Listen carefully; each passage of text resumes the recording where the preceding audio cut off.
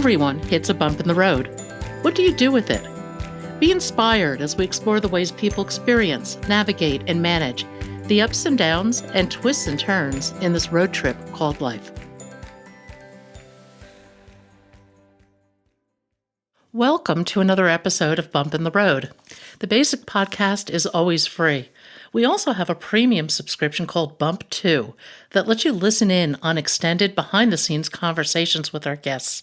Check it out at www.bumpintheroad.us. Kimber Leigh is a highly respected actress, model, producer, TV host, and author. Her mission in life is to bring light into everybody's life. That mission stems from a highly dysfunctional childhood with an abusive alcoholic mother. But Kimber was determined to change the family paradigm, and she's here to share some of the hard-earned wisdom she's found along the way. Kimber, welcome to Bump in the Road. If you would, tell our audience a little bit about your backstory. Okay, so the backstory that you're referring to is from the book that I wrote called Greta Garbage. And I had never had an intention to ever write a book. That was an accidental event that happened, but a beautiful one because I wanted it to help and touch many lives. But the backstory is simply that I was a young child growing up in Pennsylvania and living in a very dysfunctional home. It was horrible. My father was not dysfunctional at all, but my mother was she was a raging alcoholic. And my father had no idea, nor my grandparents, nor my neighbors, what was really going on inside of the house. So it was a very hidden, dark place to reside in. And I had endured beatings daily. Everything that I did was I would do it and then my mother would destroy it and make me redo it again. So I guess that's where my sense of, is this good enough, comes into play in my life. But the story is also full of hope and encouragement and light and forgiveness. So I don't want to give too much of the story away, but for anybody that can relate to a dysfunctional upbringing, understand that in the end, how we grow up as adults is purely our ownership. And we have to stop blaming, because to blame another human being for anything that happens in your lifetime or in society, it's just wrong and it's dysfunctional. Well, and I think as much as anything, if you don't take charge of your situation, no matter how terrible it is, you can't move forward. You're just stuck. Exactly. And that's what dysfunction wants. It wants you to be stuck. It doesn't want you to heal. If you heal and you're unstuck, then the fear is gone, and then you're in love and light. And nobody wants that, because that doesn't tell good, exciting stories that leave you on the cliff of at the edge of the cliff, hanging on. I don't think I want to hang on to the edge of the cliff, though. No, you don't. I think a lot of dysfunction in families, and to one degree or another, we all have had dysfunction in our families, but they're multi-generational, aren't they? They are. And it's a good thing you said that, because I made a very conscious effort to break the cycle of the dysfunction, because it happened to my mother and to her mother's mother. And yes, it is generational, but also the choice to just say, no, I can do better and be better, is what you have to do. So again, you can't blame, you can't stay stuck. You have to just say, look, I can do better than this, and do it. But the dysfunction isn't just in families either. It's in our institutions around us. You talk a little bit about the dysfunction of the church in your childhood. Well, sure. That just gave me goosebumps all over my entire body, because in the home and in the church, it's all about silencing. And also in today's society, we're taught to you can only say what they want you to say. That is a form of abuse to an extreme. I know the damage that was caused by being silenced in the home. And then when you go to the church, the place where you're learning about God, your Savior, and redemption and forgiveness, but yet it is a message that is tainted. And because I had an experience with the light, my teachings in the Catholic school, I would raise my hand because it was all about fear, fear, fear, fear, fear. And I'm like, no, God is a loving essence, a beautiful, pure, knowledgeable sanctuary of help and hope. And the nun called my mother and said, please have your daughter stop raising her hand because she's disrupting the class. Because again, it's another form of silencing the truth. And the truth is that the light and love is a savings. It's something, I said this in another podcast. It's like having a black credit card with an unlimited amount of spending on it. You can do whatever you want, knowing that at every step of the way, God is there holding his arms open, welcoming you with open arms. Your experience, excuse me, about being in the light was incredibly moving. Would you share that with the audience?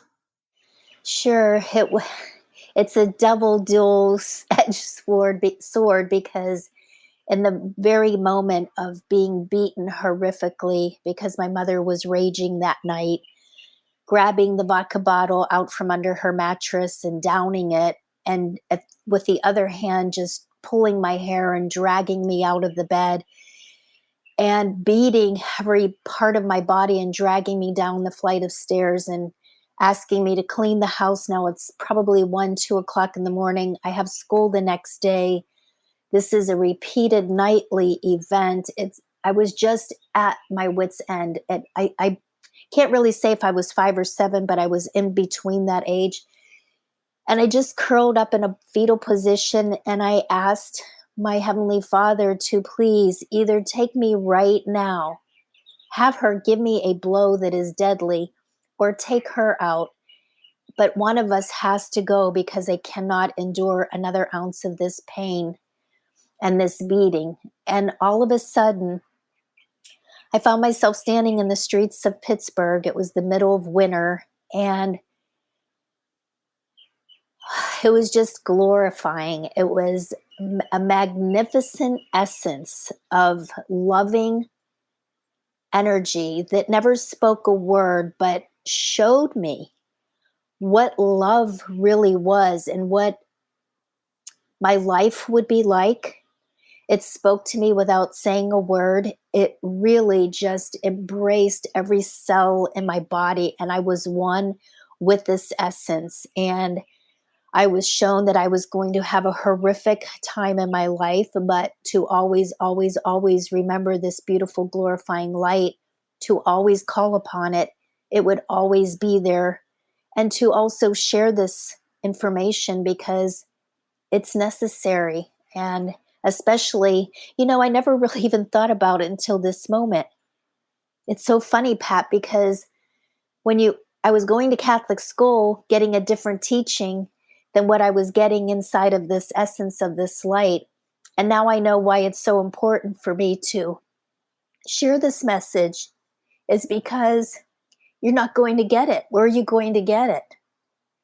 If it's tainted and is in a religious sector.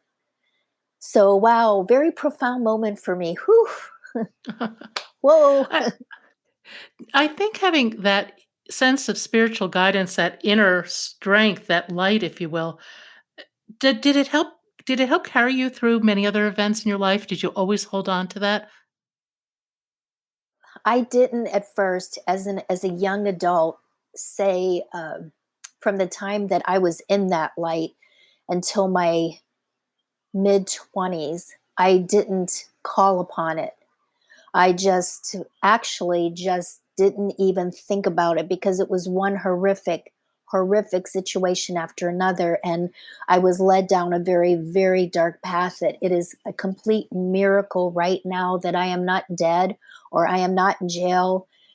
Um, it's just miraculous. So once I had my daughter, the memory of that moment became, it started to come to the surface for me on a conscious level.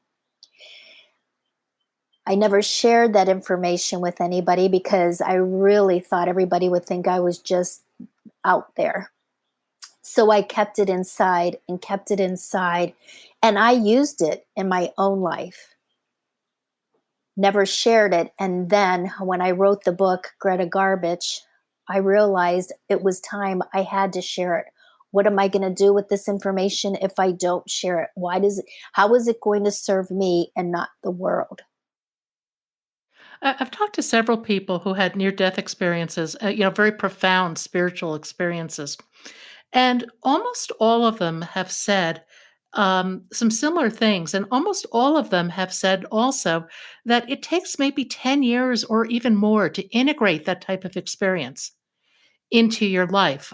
For example, David McGinley, I think he spent a decade or more trying to integrate this intense NDE that he had into his daily beliefs and to really grok the whole thing, if you will. It seems like that's not uncommon. That's very interesting because I would like to say that I didn't have what is called a near death experience. I would Yeah. like to think that I had an alive experience because as a child, everything's innocent and glorious and magnified beyond what is reality. I'm so glad it wasn't a near death experience. I'm so glad that it was an experience of aliveness and wonder and profound educating. Um, I feel so blessed, and I wish everybody could feel that. I guess you could if you called upon that essence, please, with the purest of intention to help heal you, help heal the earth, just help heal uh, all this yuck. You went at an early age, you knew that you were going to go into some sort of entertainment, didn't you? Yes, because when I was standing in the essence of the light, not only did it show me all of the challenges, but it also wanted me to know that I would overcome and I would become a flight attendant, an actress, and that I just knew that I was not going to be stuck in life. And but it never showed me anything after that. Like I never knew that I would write this book. Quite frankly, Pat, from this moment on, I really don't know my future. The only thing that I do know is that I have done so much in my life, and I have so much wisdom and so much knowledge of what to do and what not to do that really I just want to share that. And what would be on your list of things to do or not to do?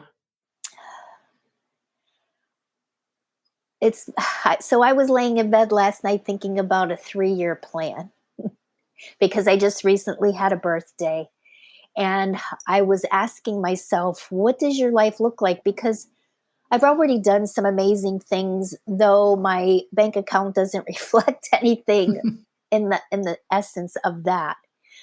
But I have done so many amazing things to make a difference, to help, and I truly don't know where, but I would like to have a platform that teaches people about your body,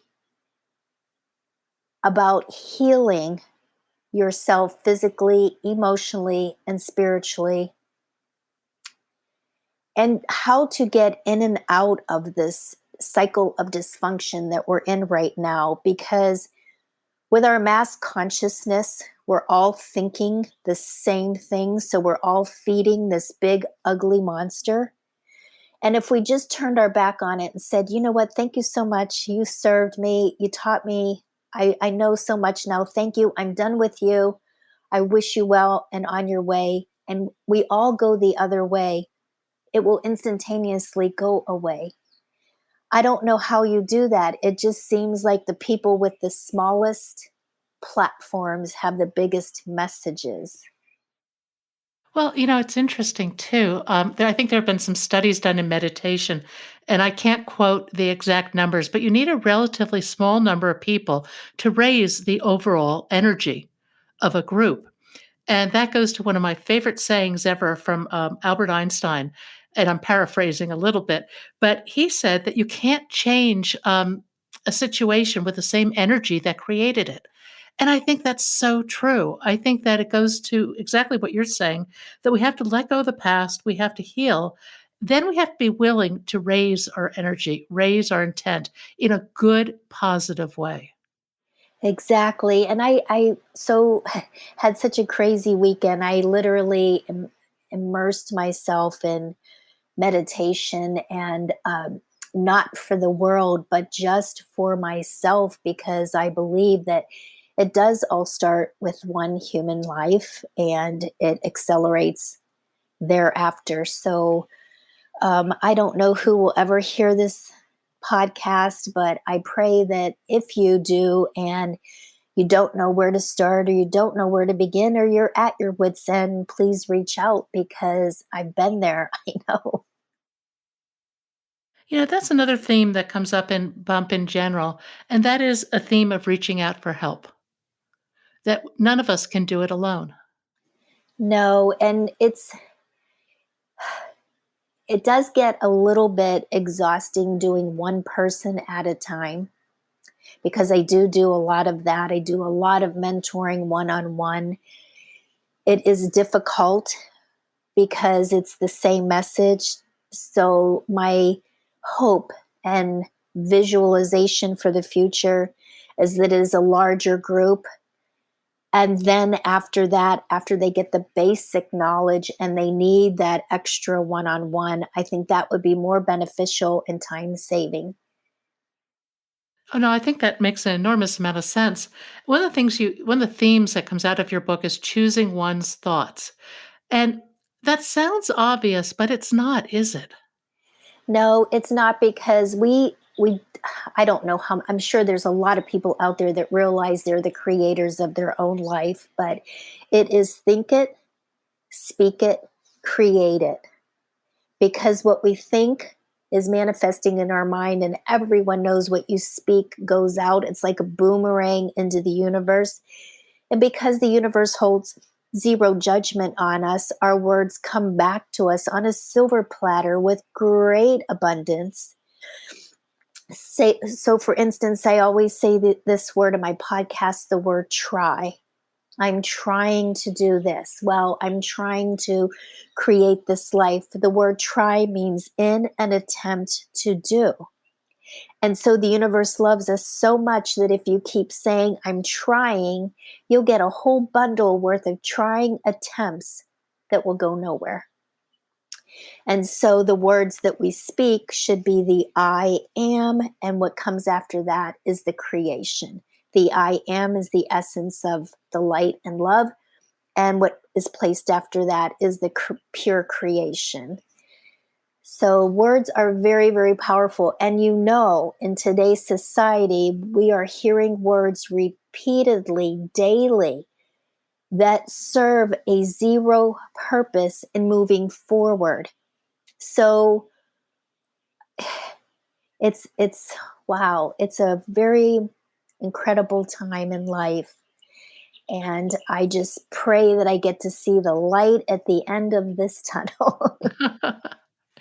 Several of my friends have said it's such an interesting time to be alive.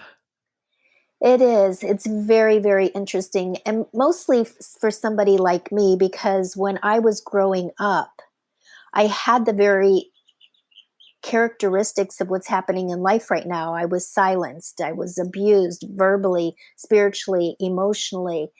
I was being gaslighted and told things that were not true, but yet made to believe they were true because it was someone in authority, like the nun in the Catholic Church or the priest. And it's so I'm reliving it again. And I thought that, but then I was by myself doing it. Now I'm in a society doing it.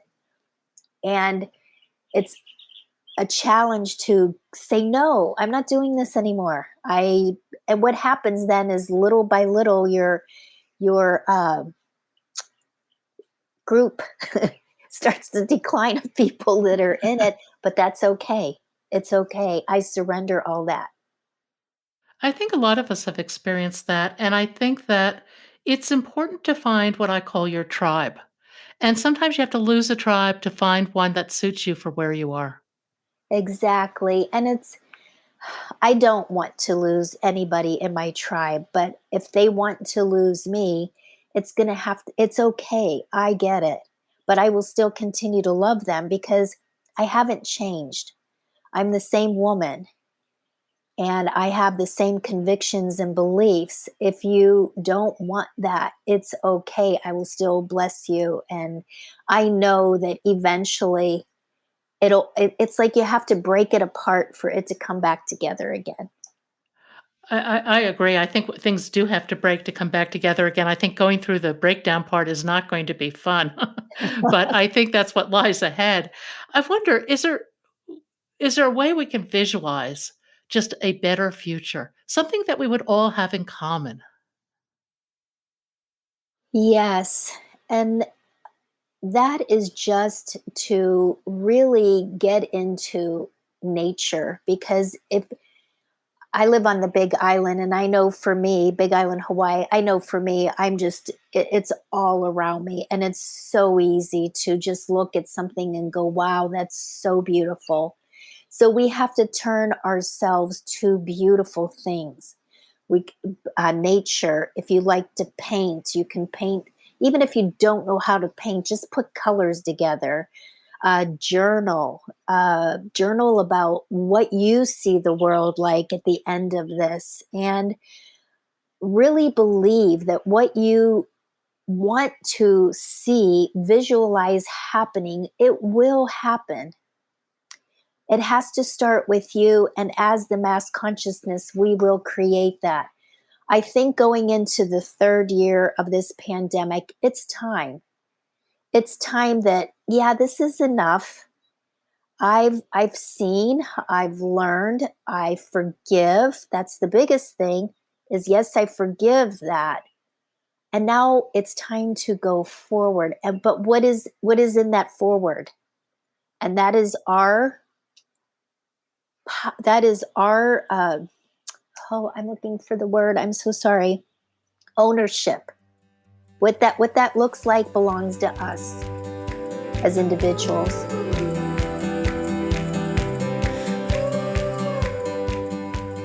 Thank you for joining us today. I hope you found something in today's podcast that inspires you along your own life's path, because sometimes a bump in the road is actually a portal into a more conscious and meaningful life. You can subscribe to our free podcast at www.bumpintheroad.us or become a premium member to hear the full conversation. Just go to www.bumpintheroad.us for more information and to sign up.